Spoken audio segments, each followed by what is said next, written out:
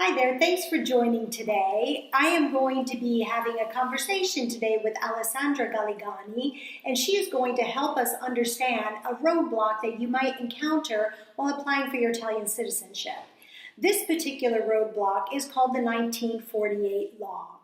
In Italy, prior to 1948, women could not pass their citizenship down to their children. However, in 1948, a ruling changed that.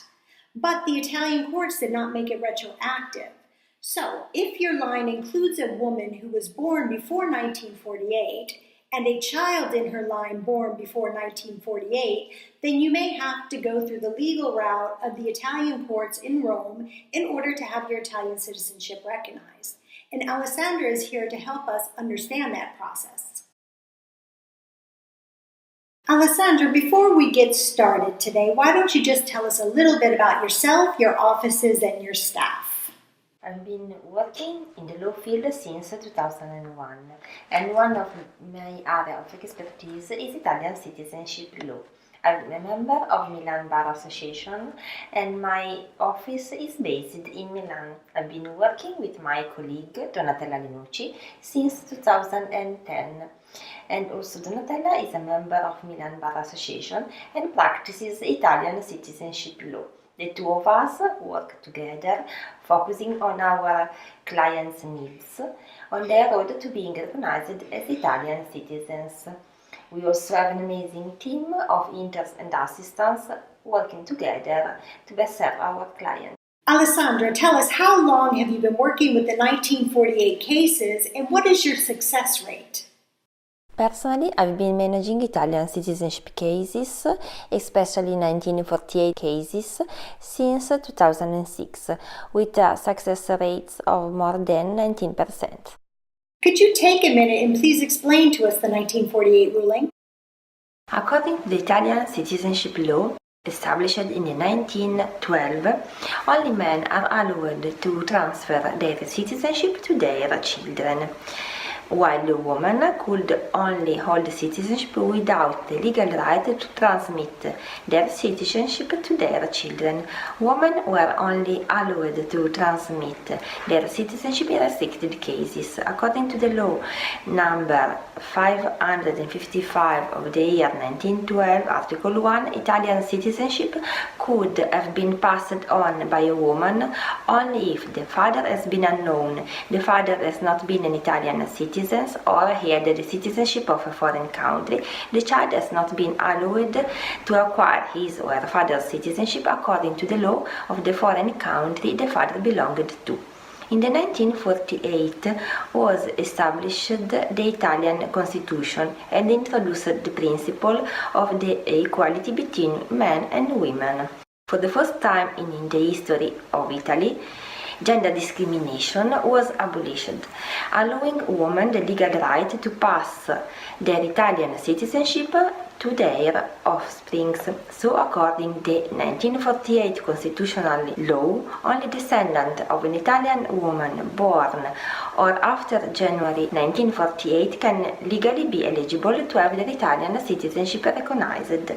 In the 1983, the Italian Constitutional Court delivered its judgment on the matter, stating that the provision was unlawful.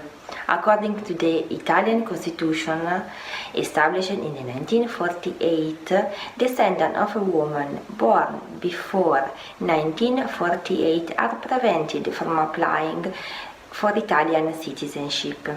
Today, the only way for a descendant born to an Italian woman before January 1st, 1948 to obtain Italian citizenship is to file a motion with the Italian courts to appeal the 1948 rule based on the 2009 Italian Supreme Court decision. To sum up, if you are applying for an Italian citizenship via Jure Sanguinis or blood right and your bloodline includes a woman who was born before January 1st, 1948 or a child born by a woman before 1948, you have to appeal the 1948 ruling with the Italian courts by means of an Italian board certified attorney. Thank you for all of that helpful information, Alessandra. Can you share with us the significance of the 2009 ruling from the Italian Supreme Court? In 2009, a new decision by the Italian Supreme Court stated that a woman who lost her citizenship without an expression of her will due to a marriage to a foreigner, even if it happened before January 1, 1948, was unconstitutional. For the same reason, a descendant born to a woman who lost her citizenship because of marriage must be considered as an Italian citizen, since he or she would have been entitled to it if it had not been for the discriminatory rule of the 1912. Even though this ruling by the Italian Supreme Court has been legally recognized, the Italian Parliament has not amended the law yet, and the Ministry of Interior still does not adhere to this line of thought. Consequently, the descendants of an Italian woman who were born before January 1, 1948 must obtain the recognition of their Italian citizenship through the Italian legal system. Fortunately, the Italian courts are consistently upholding the 2009 rule, which means that a descendant of an Italian woman born before January 1948 has a very high chance of being recognized as Italian citizen. This applies to all descendants regardless the number of the generation. What is the process when the 1948 appeal is taken to the Italian courts? The process begins with retaining an attorney who is admitted to an Italian bar association. Once you have secured the services of an attorney, you must provide them with a detailed reconstruction of your family tree and a complete packet of supporting documents, providing your Italian lineage. Once the attorney verifies your lineage and completeness of your supporting documents, then an initial claim is filed with the court in Rome to declare to the judge that you are indeed an Italian citizen, Jure Sanguinis. What happens, what is the process when a 1948 appeal is taken to the Italian courts? Once the claim has been submitted, the president of the court assigns the case to a judge, and the hearing is set. The judge usually makes a final decision after 1 or 2 hearings. The length of the process depends on various factors. Firstly, the complexity of the judgment, or how many ancestors are involved in the genealogical tree, and the number of documents that the judge will have to examine. Secondly, the accuracy of the documents collected. The more documents that are presented that are free of inconsistencies or errors, the lesser the risk of the judge having objection, speeding up the process. Thirdly, if the Ministry of Interior appears at the hearings and opposes the absence of the petition for recognition of Italian citizenship. In this case, the judge is obliged to weigh the opposition carefully before making any decision, thus delaying the process. Finally, a delay in the process could also occur from unforeseen events, like as postponed hearings, substitution of the judge, strikes of judicial activities.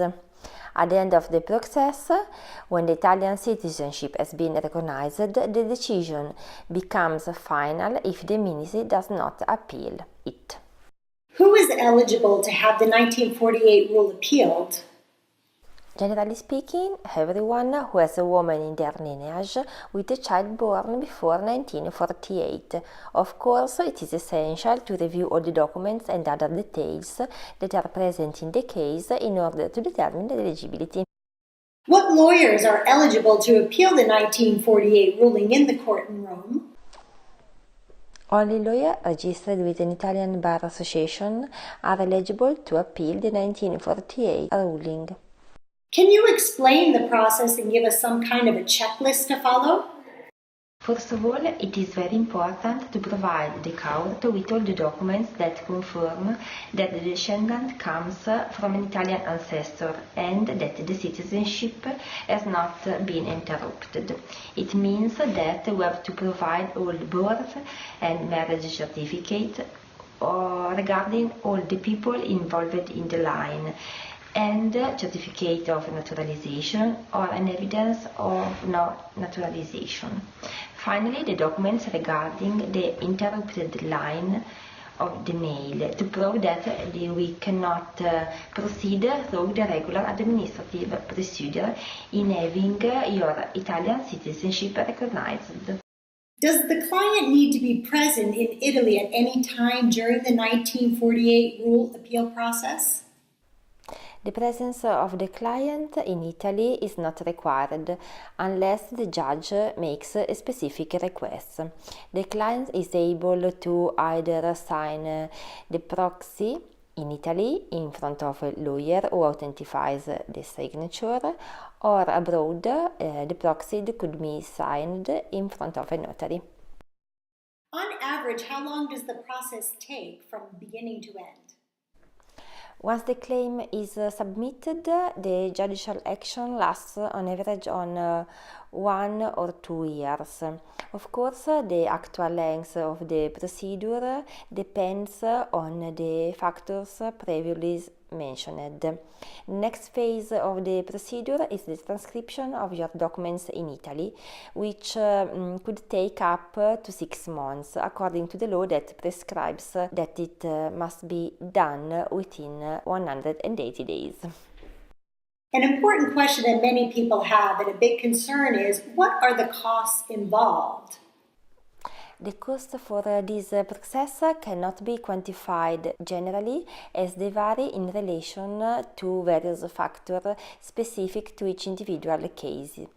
Currently, I can say that the expenses for the judicial process start about 800 euros, plus the lawyer fees. The cost of the lawyer depends on the number of descendants and other variable factors on a case-by-case basis. You must also consider that the plaintiff has to provide at their own expenses all of the documents providing their Italian descent, which must be amended if there are any discrepancies, authenticated and apostilled, and then translated. These are all services that digging up roots in the boot can assist you with. To sum up, the total cost for the client is a combination of the 5 following factors.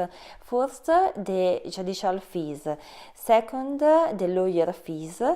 Third, documents and document correction fees. Fourth, authentication and apostille fees. And fifth, translation fees. When applying to have your Italian citizenship via Jure Sanguinis, what other special situations require assistance of an Italian lawyer? All situations in which the public administration do not recognize the status of being an Italian citizen.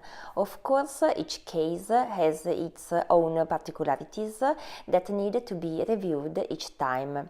Not only it is necessary to proceed judicially before the Court of Rome in case of descent by maternal line, but also in case in which the applicant descends from a woman who lost her Italian citizenship against her will, for example, due to marriage to a foreigner, and she had a son or a daughter who was born before January 1st, 1948. Legal action may be taken also if a problem comes up after submitting the application administratively. Alessandra, I want to thank you so much for joining today to help answer questions about the 1948 rule. Thank you very much, Laura, for allowing me to answer some very important questions regarding the 1948 rule. I hope that this video help Italian descendants living abroad determine whether they may be eligible to appeal a 1948 in the Italian Court of Rome. I hope you found this video helpful, and if you want to contact Alessandra or the Legale law firm, you can check out your link in the descriptions below. Okay, have a great day and we'll see you next time.